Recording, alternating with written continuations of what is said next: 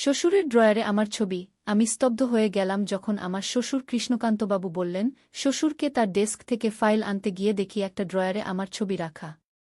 বিভিন্ন সময়ের ছবি, আমি যখন জানতামই না। আমি অবাক হয়ে দাঁড়িয়ে আছি, পেছন থেকে শ্বশুর এসে বললেন, এতদিন লুকিয়ে রাখার পর আজ স্বীকার করছি, তোমাকে আমি প্রথম দেখা থেকেই ভালোবাসি। আমি জানি তুমি এখন আমার ছেলের স্ত্রী, কিন্তু তাকে ডিভোর্স দিয়ে আমার সাথে বিয়ে করবে? আমাকে তোমার স্বামী হিসেবে গ্রহণ করবে? আমার শ্বশুর কৃষ্ণকান্তবাবু আমাকে বললেন তার ডেস্ক থেকে একটা ফাইল এনে দিতে। আমি তার ঘরে গিয়ে ডেস্কে ফাইল খুঁজতে গিয়ে ভুল করে একটা ড্রয়ার খুলে ফেললাম। সেখানে দেখলাম আমার নানা সময়ের ছবি, বিয়ের ছবি, পিকনিকের ছবি, এমনকি কখনো কখনো আমি যখন উঠোনে বসে আছি বা রান্নাঘরে কাজ করছি তখনকার ছবিও। আমি অবাক হয়ে ফোল্ডারটা হাতে নিয়ে দাঁড়িয়েছিলাম। এমন সময় পেছন থেকে কৃষ্ণকান্তবাবু এসে দাঁড়ালেন। আমি চমকে উঠে ফোল্ডার ফেলে দিলাম। শ্বশুরবাবু, এটা আমি কথা শেষ করতে পারলাম না। কৃষ্ণকান্তবাবু যা বললেন তাতে আমি হতবাক হয়ে গেলাম। এই গল্পটি সম্পূর্ণ শুনলে আপনাদের পানি অটোমেটিক বের হয়ে যাবে, সো যত দ্রুত সম্ভব হাতের কাছে টিস্যু নিয়ে বসে পড়ো। বিছানার চাদর যেন নষ্ট না হয় সেটা সম্পূর্ণ খেয়াল রাখার অনুরোধ জানিয়ে গল্পটি এখন শুরু করব। তার আগে সর্বশেষ অনুরোধ, দয়া করে এমন পানি বের করার গল্প নিয়মিত শুনতে আমাদের চ্যানেলটি সকলেই সাবস্ক্রাইব করুন। ধন্যবাদ। হ্যালো বন্ধুরা, আমার নাম সাবিত্রী সেন। আমার বয়স ৪২ বছর। আমার স্বামীর নাম দেবাশিস সেন, বয়স ৪৫ বছর। আমাদের ২ সন্তান, অনন্ত আর শাইনি। অনন্ত ১৯ বছর বয়সী, কলেজে পড়ে। শাইনি ১২ বছর বয়সী, স্কুলে যায়। আমাদের পারিবারিক জীবন ছিল খুব সাধারণ, হাসিখুশি, ঝগড়াবিবাদ সবই স্বাভাবিক পরিমাণে। দেবাশিস একটি বড় বীমা কোম্পানিতে কাজ করে। আমি ঘরে থেকে একটি অনলাইন বুটিক চালাই। বাড়িটা শ্বশুরের, আমরা সবাই একসাথে থাকি। আমি, দেবাশিস, আমাদের ২ সন্তান এবং আমার শ্বশুর কৃষ্ণকান্তবাবু। শাশুড়ি মারা গেছেন প্রায় ৮ বছর আগে। সেই থেকে শ্বশুরবাবু একা হয়ে গেছেন। শ্বশুরবাবু সবসময় খুব ভদ্র, সৌজন্যপূর্ণ ব্যবহার করতেন আমার সাথে। কখনো কোনো অসম্মান, অসদাচরণ করেননি। বরং অনেক সময় আমার স্বামী দেবাশিসের কাছে আমার প্রশংসা করতেন, তোর বুমা খুব ভালো মেয়ে, খুব কষ্ট করেছি। আমি মনে করতাম এটা শ্বশুর-বুমার স্বাভাবিক সম্পর্কের অংশ। কিন্তু আজ, সেদিন সকালে আমি রান্নাঘরে ছিলাম। কৃষ্ণকান্তবাবু আমার কাছে এসে বললেন, বুমা, আমার ডেস্ক থেকে একটা নীল ফাইল নিয়ে আসবে। অফিসের জরুরি কাগজপত্র আছে কি? আমি হ্যাঁ বলে তার ঘরের দিকে গেলাম। শ্বশুরবাবুর ঘর সবসময় গোছানো থাকে। তিনি খুব পরিপাটি মানুষ। তার ডেস্কটা বাড়ির পশ্চিম দিকের ঘরে। সেখানে পৌঁছে আমি নীল ফাইল খুঁজতে শুরু করলাম। সামনের ড্রয়ারগুলোতে পেলাম না, তাই নিচের বড় ড্রয়ারটা টেনে খুললাম। সেখানেই দেখলাম একটা লাল ফোল্ডার। সেটা খুলতেই আমার শরীরে বিদ্যুৎ খেলে গেল। ফোল্ডারের ভিতরে সব আমার ছবি। কিছু ছবি আমার বিয়ের, কিছু পারিবারিক অনুষ্ঠানের। কিন্তু বেশিরভাগই এমন ছবি যা আমি জানিই না কখন তোলা হয়েছে। আমি উঠোনে কাপড় মেলছি, রান্নাঘরে কাজ করছি, বাজার করে ফিরছি। কিছু ছবিতে আমি একা এবং আমি জানিই না কে এসব তুলেছে। হঠাৎ পিছন থেকে কৃষ্ণকান্তবাবুর গলা, বুমা, পেলে ফাইলটা? আমি চমকে ফোল্ডারটা ফেলে দিলাম। ফোল্ডার থেকে ছবিগুলো ছড়িয়ে পড়ল মেঝেতে। কৃষ্ণকান্তবাবু ঘরে ঢুকে এক নজরে দেখে নিলেন সব। তারপর ধীরে ধীরে দরজাটা বন্ধ করে ভেতর থেকে চাবি দিলেন। আমার বুক ধুকপুক করতে লাগল। শ্বশুরবাবু, আমি ফাইল খুঁজছিলাম। ভুল করে কি? কৃষ্ণকান্তবাবু ধীর পায়ে এগিয়ে এলেন। তার চোখে এক অদ্ভুত চাহনি। তিনি বললেন, এতদিন লুকিয়ে রাখার পর আজ স্বীকার করছি, তোমাকে আমি প্রথম দেখা থেকেই ভালোবাসি। আমি জানি তুমি এখন আমার ছেলের স্ত্রী, কিন্তু তাকে ডিভোর্স দিয়ে আমার সাথে বিয়ে করবে? আমাকে তোমার স্বামী হিসেবে গ্রহণ করবে? আমি যেন পাথর হয়ে গেলাম। আমার শ্বশুর, দেবাশিসের বাবা, আমার সন্তানদের দাদু, তিনি আমাকে এভাবে কি বলছেন তিনি? আমার চোখের সামনে সব অন্ধকার হয়ে এল। আমি দেয়ালে হেলান দিয়ে দাঁড়ালাম। কৃষ্ণকান্তবাবু আরও কাছে এলেন। শ্বশুরবাবু, আপনি কি পাগল হয়ে গেলেন? কি বলছেন? আমি আপনার বৌমা। আপনার ছেলের স্ত্রী। আমার ২টো সন্তান আছে, আমি কাঁপা গলায় বললাম। সেসব কিছু না। আমি তোমাকে একেবারে প্রথম দিন দেখেই ভালোবেসে ফেলেছিলাম। দেবাশিস যখন তোমাকে নিয়ে এলো প্রথমবার, সেদিন থেকেই। আমার মন বলছিল তুমি আমার জন্যই তৈরি। কিন্তু দেবাশিস আগে ভাগে তোমাকে পেয়ে গেল গু। তিনি বলতে লাগলেন। আমি ভয়ে কাঠ হয়ে দরজার দিকে তাকালাম। দরজাটা বন্ধ, চাবি দেওয়া। আমার হাতের কাছে কোনো ফোন নেই, চিৎকার করলে কি কেউ শুনবে? এই সময় বাড়িতে কেউ আছে? শ্বশুরবাবু, দয়া করে দরজাটা খুলুন। আমাদের পরিবারের সম্মান, মর্যাদা গু। আমি কাকুতি মিনতি করলাম। কৃষ্ণকান্তবাবু হঠাৎ হো হো করে হেসে উঠলেন। একটা অদ্ভুত, বিকৃত হাসি। তিনি আরও কাছে এসে আমার হাত ধরতে গেলেন। আমি পিছিয়ে গেলাম। সাবিত্রী, তুমি যত পিছাবে আমি তত এগোব। এই ভালোবাসা এতদিন চেপে রেখেছি। আর না, এখন আমাদের দুজনের নতুন জীবন শুরু হবে গু। এমন সময় হঠাৎ দরজায় জোরে ধাক্কা। বাবা, দরজা খোলো। কি হচ্ছে ভিতরে? দেবাশিসের গলা। কৃষ্ণকান্তবাবুর চোখে আতঙ্ক। এক মুহূর্ত থমকে তারপর তিনি আবার আমার দিকে তাকালেন। সাবিত্রী, তুমি কিছু বলো না। একটা কথাও না। দেবাশিসকে বললে তোমার সন্তানদের জীবন বিপন্ন হবে গু। আমি অবাক হয়ে তাকালাম। আপনি আমার সন্তানদের গু? গোপন কথা সবার আছে সাবিত্রী। এখন যাও, দরজা খোলো, কিন্তু মনে রেখো, একটি কথাও বললে তোমার সন্তানরা তার মূল্য দেবে গু। আমি কাঁপতে কাঁপতে দরজার দিকে এগোলাম। চাবি খুলতে আমার হাত কাঁপছিল। মাথায় হাজার চিন্তা, পালাবো? বলবো? কি করব? দরজা খুলতেই দেবাশিস ঢুকল। কি হচ্ছে?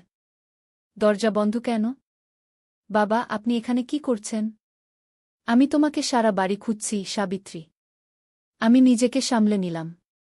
ছবিগুলো মেঝেতে ছড়ানো। দেবাশিস সেগুলো দেখে এগিয়ে গেল। এসব কি? কৃষ্ণকান্তবাবু দ্রুত বললেন, ওগুলো বুমার পুরনো ছবি। আমি রাজু ফটোগ্রাফারের কাছ থেকে নিয়ে এসেছি। ওকে সারপ্রাইজ দিতে চেয়েছিলাম গু। দেবাশিস অবাক হয়ে ছবিগুলো দেখতে লাগল। এই ছবিগুলো তো আমার বিয়ের আগের। এগুলো রাজু ফটোগ্রাফার কোথায় পেলেন? আমি কাঠ হয়ে দাঁড়িয়ে রইলাম।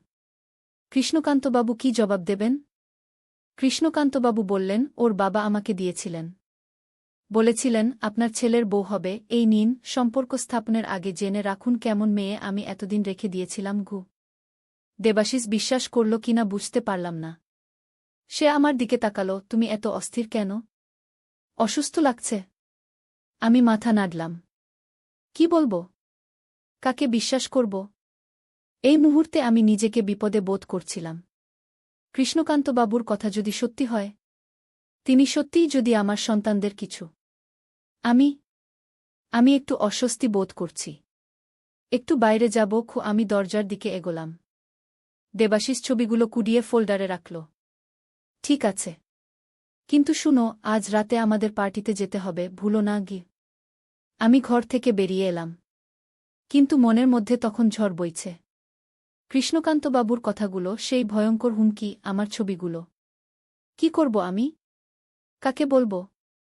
আমি সোজা আমার ঘরে গেলাম এবং ভেতর থেকে দরজা বন্ধ করে দিলাম। কিছুক্ষণ আমি ঘরের মেঝেতে বসে শুধু কাঁদলাম। এতদিন যে লোককে বাবার মতো শ্রদ্ধা করেছি, যাকে শ্বশুর হিসেবে সম্মান দিয়েছি, সেই লোক আমার গা ঘিন ঘিন করছিল। ভাবতেও অসহ্য লাগছিল। কিন্তু সাথে সাথে ভয়ও করছিল। তিনি কি সত্যিই আমার সন্তানদের ক্ষতি করতে পারেন? নাকি শুধু হুমকি দিয়েছেন? কিন্তু ছবিগুলো, সেগুলো কিভাবে তিনি পেলেন? কতদিন ধরে তিনি আমাকে এভাবে?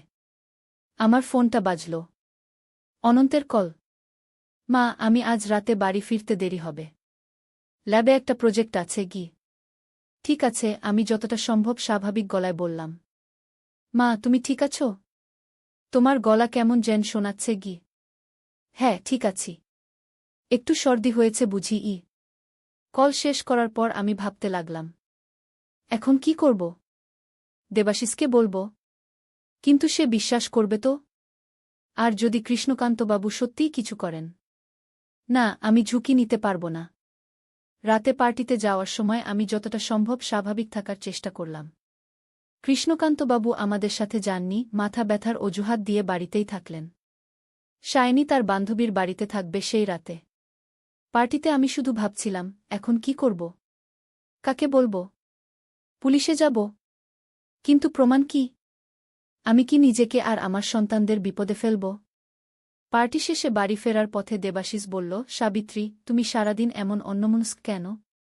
কি হয়েছে? আমি মাথা নাড়লাম, কিছু না, একটু ক্লান্ত লাগছে গি। বাড়ি ফিরে দেখি কৃষ্ণকান্তবাবু লিভিং রুমে বসে আছেন। আমাদের দেখে স্বাভাবিকভাবে বললেন, কেমন কাটল? দেবাশিস জবাব দিল, আমি আমার ঘরে চলে গেলাম। সারা রাত ঘুম হল না। শুধু এদিক-ওদিক পাশ ফিরি আর ভাবি, কি করব? পরদিন সকালে ঠিক করলাম, আমি নিজে তদন্ত করব। যদি আমার ছবিগুলো সত্যিই আমার বাবা দিয়ে থাকেন, তাহলে আমার চিন্তা করার কিছু নেই। কিন্তু যদি কৃষ্ণকান্তবাবুর অন্য কোনো উৎস থাকে। আমি অফিস টাইমে যখন দেবাশিস চলে গেছে আবার কৃষ্ণকান্তবাবুর ঘরে ঢুকলাম। এবার সাবধানে, যাতে তিনি টের না পান। ড্রয়ারটা আবার খুললাম। সেই লাল ফোল্ডার। এবার আরও ভালো করে দেখলাম। ফোল্ডারের পিছনে একটা ছোট্ট label, Raju photography studio. Raju photography? এটা তো আমাদের পাড়ার ফটোগ্রাফার। কৃষ্ণকান্তবাবু কি সত্যি বলেছিলেন? আমার বাবা সত্যিই কি? না, কিছু তো গোলমাল আছে। আমি আরও ভালো করে ছবিগুলো দেখলাম। বিয়ের ছবিগুলো ঠিক আছে, সেগুলো সবাই পায়। কিন্তু বাকি ছবিগুলো? আমি উঠোনে দাঁড়িয়ে আছি, রান্নাঘরে কাজ করছি। এগুলো কে তুলেছে? এবং কিভাবে? ফোল্ডারের ভেতরে আরও একটা ছোট্ট ঠিকানা পেলাম, রাজু ফটোগ্রাফি, 4-2 লেক টেরাস। আমি ঠিক করলাম, আজই যাব সেখানে। দুপুরে শাইনি স্কুলে, কৃষ্ণকান্তবাবু ক্লাবে, আমি রাজু ফটোগ্রাফির স্টুডিওতে পৌঁছালাম। ছোট্ট একটা দোকান, ভেতরে বয়স্ক এক ভদ্রলোক বসে আছেন। নমস্কার, আপনি কি রাজুবাবু? আমি জিজ্ঞেস করলাম। হ্যাঁ মা, আমি রাজু। বলুন কি দরকার? আমি একটু ইতস্তত করলাম। কিভাবে শুরু করব? আসলে আমার একটা প্রশ্ন ছিল। আমার শ্বশুর কৃষ্ণকান্ত সেন, তিনি কি আপনার কাছে আসেন? রাজুবাবু একটু ভেবে বললেন, কৃষ্ণকান্তবাবু? অবশ্যই, উনি তো আমার পুরনো কাস্টমার। কি ব্যাপার, কোনো সমস্যা? না না, কোনো সমস্যা নয়। আসলে উনি আমার কিছু ছবি দেখাচ্ছিলেন, যেগুলো আপনার স্টুডিও থেকে নাকি গু। রাজুবাবু হেসে ফেললেন, ও হ্যাঁ হ্যাঁ, উনি তো মাঝে মাঝেই আসেন। আপনার অনেক ছবি প্রিন্ট করেছেন গত কয়েক বছরে গি। আমি অবাক হয়ে বললাম, আমার ছবি? কিভাবে পেলেন আমার ছবি? রাজুবাবু একটু অস্বস্তি বোধ করছিলেন, বুঝতে পারলাম। আপনি কে বললেন? কার বুমা? আমি কৃষ্ণকান্তবাবুর বুমা, সাবিত্রী। কিভাবে আমার ছবি এসেছে আপনার কাছে? ভদ্রলোক একটু চমকে উঠলেন। ও, আপনি? সরি, আমি বুঝতে পারিনি। আসলে উনি বলেছিলেন এটা একটা সারপ্রাইজ প্রজেক্ট, পারিবারিক ফটো অ্যালবাম। কিভাবে উনি আমার ছবি পেলেন? আমি বাসায় কাজ করছি, উঠোনে ঘুরছি, এসব ছবি? রাজুবাবু লজ্জিতভাবে বললেন, আসলে উনি আমাকে একটা ক্যামেরা দিয়েছিলেন, সেটা সিসিটিভি ক্যামেরার মতো। বলেছিলেন বাড়িতে সুরক্ষার জন্য বসিয়েছেন। আমি সেগুলো থেকে স্ক্রিনশট করে ছবি বানাই। উনি বলেছিলেন এটা আপনাদের সবার জানা কথা গি। আমার পা থেকে মাথা পর্যন্ত একটা শীতল স্রোত বয়ে গেল। আমাদের বাড়িতে সিসিটিভি ক্যামেরা? কোথায়? আমি জানি না ঠিক কোথায়। তবে বেশ কয়েকটা রুমে আছে বলে মনে হয়, এমনকি আপনার বেডরুমেও একটা আছে বলে গি। আমি প্রায় অজ্ঞান হয়ে যাচ্ছিলাম। আমাদের বেডরুমে? এতদিন ধরে কৃষ্ণকান্তবাবু আমাদের দেখছিলেন? দেবাশিস আর আমার সবচেয়ে ব্যক্তিগত মুহূর্তগুলো? আপনি ঠিক আছেন? রাজুবাবু উদ্বিগ্ন হয়ে জিজ্ঞেস করলেন। আমি কোনোরকমে নিজেকে সামলে নিলাম। হ্যাঁ, আমি ঠিক আছি। আপনি আর কি কি ছবি দিয়েছেন তাকে? রাজুবাবু অস্বস্তি নিয়ে বললেন, সব রকম। পারিবারিক ছবি? আপনার? বিভিন্ন কাজ করার ছবি। ওই সিসিটিভি ক্যামেরাগুলো কে বসিয়েছে? আপনি জানেন? কৃষ্ণকান্তবাবু বলেছিলেন তার এক বন্ধু সুরেশবাবু, যিনি ইলেকট্রনিক্সের দোকান করেন গু। আমি সুরেশবাবুর নাম এবং ঠিকানা নিয়ে বেরিয়ে পড়লাম। আমার মাথা ঘুরছিল। এতদিন ধরে আমরা সবাই একটা অদৃশ্য চোখের সামনে ছিলাম। আমাদের সবচেয়ে ব্যক্তিগত মুহূর্তগুলো। সুরেশবাবুর দোকানে গিয়ে আমি একই কাহিনী শুনলাম। কৃষ্ণকান্তবাবু সুরক্ষার কি জন্য ক্যামেরা বসিয়েছিলেন, পরিবারের সবার সম্মতিতে গু। সুরেশবাবু আমাকে বাড়ির ব্লুপ্রিন্টও দেখালেন, যেখানে কৃষ্ণকান্তবাবু চিহ্নিত করে দিয়েছিলেন কোথায় কোথায় ক্যামেরা বসাতে হবে। আমাদের বেডরুম, বাথরুম, রান্নাঘর, শাইনির রুম, সব জায়গায়। আমি বাড়ি ফিরলাম একটা নতুন ভয় নিয়ে। এখন কি করব? যে লোক এতদিন ধরে আমাদের গোপনে দেখছিল, আমার ছবি সংগ্রহ করছিল, সে কতটা বিকিত? আমার সন্তানদের সুরক্ষা কি বিপন্ন? দেবাশিসকে বলব? কিন্তু কৃষ্ণকান্তবাবুর হুমকির কথা মনে পড়ে গেল, তোমার সন্তানরা তার মূল্য দেবে গু। বাড়ি ফিরে আমি খুব সাবধানে ঘর খুঁজতে লাগলাম। আমার বেডরুমে একটা ছোট্ট ছিদ্র পেলাম বিছানার ঠিক উপরে, ছাদের কোণায়। আলমারির পেছনে একটা ছোট্ট বাক্স, যেখান থেকে তার বেরিয়ে গেছে দেয়ালের ভিতর দিয়ে। বাথরুমে মিররের পেছনে একটা ক্যামেরা। রান্নাঘরে ফ্রিজের উপরে। আমি অজ্ঞান হয়ে পড়ার মতো অবস্থা।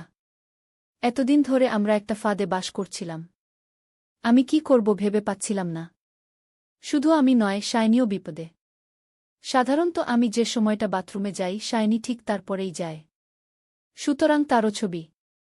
উফ, ভাবতেও গা শিউরে উঠে। অনেক ভেবে আমি ঠিক করলাম, আমি আমার এক দূর সম্পর্কের দিদিকে ফোন করব, যিনি পুলিশে চাকরি করেন। তাকে সব খুলে বললাম। সাবিত্রী, এটা খুবই সিরিয়াস ব্যাপার। তুমি তোমার সন্তানদের নিয়ে এখনই বাড়ি ছেড়ে চলে এসো আমার কাছে। আমি পুলিশ পাঠাচ্ছি। কিন্তু দিদি, কৃষ্ণকান্তবাবু যদি সত্যিই কিছু করেন? তিনি বলেছিলেন আমার সন্তানরা গি। সাবিত্রী, তোমার শ্বশুর বাধা দেবার আগেই বাড়ি ছাড়ো। আমি পুলিশ পাঠাচ্ছি। উনি আর কিছু করতে পারবেন না গি। আমি ট্যাক্সি করে শাইনিকে স্কুল থেকে তুলে নিলাম, কিছু না বলে। তারপর অনন্তকে কলেজ থেকে ফোন করে ডেকে নিলাম একটা দোকানে। তাদের দুজনকে সংক্ষেপে বললাম যে একটা জরুরি অবস্থা, আমাদের কিছুদিন পিসিমার বাড়িতে থাকতে হবে। কিন্তু মা, কেন? কি হয়েছে? অনন্ত জিজ্ঞেস করল। এখন নয় বাবা, পরে সব বলবো। এখন শুধু আমার কথা শোনো গু। আমরা তিনজন সোজা আমার পিসিমার বাড়িতে চলে গেলাম। সেখানে আমার দিদি ইতিমধ্যেই পৌঁছে গেছেন। পুলিশ পাঠানো হয়েছে আমাদের বাড়িতে। 2 ঘণ্টা পর দিদির ফোন এলো। সাবিত্রী, তোমার শ্বশুরকে গ্রেপ্তার করা হয়েছে। তোমার ঘরে, শাইনির ঘরে, এমনকি বাথরুমেও অবৈধ ক্যামেরা পাওয়া গেছে। আরও ভয়ঙ্কর কথা হল, তিনি এই ছবিগুলো শুধু নিজে রাখেননি, ইন্টারনেটেও শেয়ার করেছেন গু। আমি প্রায় অজ্ঞান হয়ে গেলাম। দিদি আরও বললেন, তোমার শ্বশুরের কম্পিউটারে আরও অনেক নারীর ছবি পাওয়া গেছে, পাড়ার অনেক মেয়ে, মহিলাদের ছবি। এটা শুধু তোমার ব্যাপার নয়, একটা বড় রিং আছে গি। আমার চোখের সামনে অন্ধকার।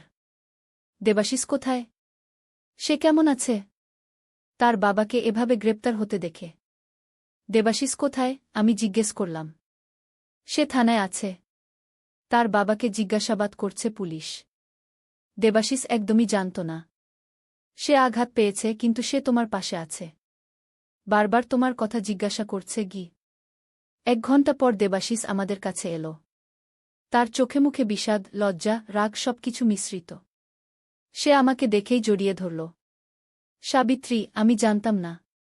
আমি বিশ্বাস করতে পারছি না বাবা এমন। আমার নিজের বাবা তোমার সাথে এমন করবেন গো? আমি তাকে জড়িয়ে ধরে কাঁদলাম। অনন্ত আর শাইনি তখনও পুরো ঘটনা জানে না। আমরা তাদের সাথে আলাদা বসে সবকিছু ব্যাখ্যা করলাম, যতটা সম্ভব সাবধানে। তাদের চোখে আতঙ্ক, বিশ্বাস না করা, অবিশ্বাস, সব দেখলাম। দাদুর প্রতি তাদের ভালোবাসা, সম্মান, বিশ্বাস সব ভেঙে চুরমার হয়ে গেল। কয়েকদিন পর আমরা জানতে পারলাম, কৃষ্ণকান্তবাবু শুধু আমাদের বাড়িতেই নয়, পাড়ার আরও কয়েকটি বাড়িতে ক্যামেরা বসিয়েছিলেন, ইলেকট্রিশিয়ানের ছদ্মবেশে। তিনি একটি বড় অপরাধ চক্রের সাথে যুক্ত ছিলেন, যারা এসব ছবি ইন্টারনেটে বিক্রি করত। 3 মাস পরে কৃষ্ণকান্তবাবুর বিচার হল। তিনি দোষী সাব্যস্ত হলেন এবং 15 বছরের কারাদণ্ড পেলেন। কিন্তু আমাদের জীবন আর আগের মতো হল না। আমরা বাড়ি ছেড়ে দিলাম, শহর ছেড়ে দিলাম। নতুন জায়গায় নতুন শুরু করলাম। শাইনি কাউন্সেলিং নিল। অনন্ত তার দাদুর ব্যাপারে কারোর সাথে কথা বলতে চাইত না। দেবাশিস আর আমি কয়েক মাস ধরে মানসিক যন্ত্রণা ভোগ করলাম। আমাদের সবচেয়ে ব্যক্তিগত মুহূর্তগুলো কারা দেখেছে, কোথায় গেছে, কিভাবে ব্যবহৃত হয়েছে, এসব নিয়ে আমাদের দুঃস্বপ্ন হতো। দেবাশিস নিজের বাবার সাথে সব সম্পর্ক ছিন্ন করল। কৃষ্ণকান্তবাবু জেল থেকে চিঠি লিখলেন, ক্ষমা চাইলেন, কিন্তু দেবাশিস সেগুলো খুলেও দেখল না। 1 বছর পর ধীরে ধীরে আমরা স্বাভাবিক জীবনে ফিরে আসতে শুরু করলাম। একটা নতুন শহরে, নতুন বাড়িতে, নতুন শুরু। শাইনি আবার হাসতে শিখল, অনন্ত তার পড়াশোনা মন দিল। আমরা ফিরে পেলাম আমাদের জীবন, আমাদের স্বাধীনতা, আমাদের গোপনীয়তা। কিন্তু একটা ভয় আমার সারা জীবন থেকে গেল, অপরাধী যখন তোমার পরিবারের লোক, তখন অপরাধটা অনেক বেশি ভয়ঙ্কর হয়ে ওঠে। কারণ সে তোমার সবচেয়ে কাছের লোকদের ক্ষতি করতে পারে সহজেই। আমাদের গল্প দুঃখজনক, কিন্তু এটা বলার কারণ হল সতর্ক থাকুন। যদি কোনো অস্বাভাবিক আচরণ দেখেন, নীরব থাকবেন না। সাহস করে সামনে আসুন, কথা বলুন। আপনার সাহস অনেক জীবন বাঁচাতে পারে। আমার মতো, আপনার সন্তানদের মতো। শ্বশুরের ড্রয়ারে আমার ছবি দেখে যে গোপন ষড়যন্ত্র উন্মোচিত হল, সেই গল্প হয়তো অনেককে সতর্ক করবে, সচেতন করবে। ব্যক্তিগত গোপনীয়তা আমাদের অধিকার, এবং এটা রক্ষা করা আমাদের দায়িত্ব। আজ আমি নিজের অভিজ্ঞতা থেকে বলছি, কোনো অস্বাভাবিক আচরণ দেখলে সন্দেহ করুন, প্রশ্ন করুন, অনুসন্ধান করুন। কারণ ভয় পেয়ে চুপ থাকলে সমস্যা আরও বাড়বে। আমি দেরিতে হলেও সাহস করেছিলাম, তাই আমার পরিবারকে রক্ষা করতে পেরেছিলাম।